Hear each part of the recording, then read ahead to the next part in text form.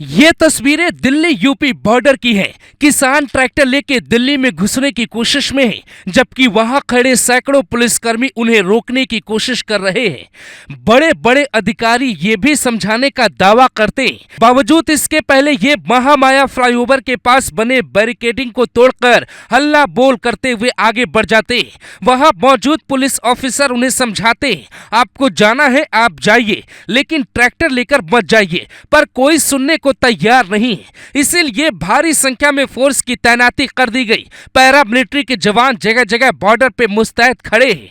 आम लोगों से सड़क के बजाय मेट्रो से चलने की अपील की जा रही है, क्योंकि हजारों की संख्या में किसानों की भीड़ ने दिल्ली यूपी के कई हाईवे को जाम कर दिया है। गाड़ियां रेंग रेंग के चल रही है। पर इसी के साथ हर किसी के जहन में एक सवाल है कि इस बार आंदोलन में न तो राकेश टिकैत दिखाई दे रहे और न ही उनके बड़े नेता, यहाँ तक कि हमने जब उन्हें फोन किया और जानने की कोशिश की तो वो कहते हैं, मैं इस वक्त चंडीगढ़ में हूँ, मेरा इस किसान आंदोलन में कोई नाता नहीं है, ये नोएडा के किसानों का आंदोलन है।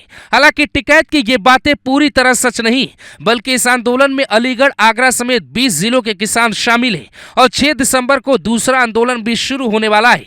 लेकिन उसकी कहानी बताएं उसके पहले ये समझिए आखिर इसकी मांगे क्या है और मकबीर खलीफा कौन है जो दूसरे राकेश टिकैत बनने की राह पे चल पड़े, जो किसानों के आंदोलन को लीड कर रहे हैं, हजारों किसानों को इकट्ठा कर रहे, सड़क पर उतर के डटे नहीं रहे, तो फिर मांगे पूरी नहीं होगी।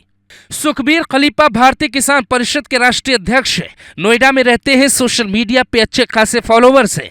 ग्रेटर नोएडा और नोएडा के किसान इन्हें अपना नेता मानते हैं। इनके एक आह्वान पे हजारों किसान सड़कों पर इकट्ठा हो गए, जो संसद भवन जाके सरकार से अपनी मांग मनवाना चाहते हैं। इनकी मांगे कोई एमएसपी या कृषि कानून की तरह ही है। 27 नवंबर को पहले इन्होंने ग्रेटर नोएडा प्राधिकरण के बाहर धरना दिया, फिर 28 नवंबर से 1 दिसंबर तक यमुना अथॉरिटी पे धरना दिया, जहां अधिकारियों के सामने इन्होंने 5 बड़ी मांगे रखी।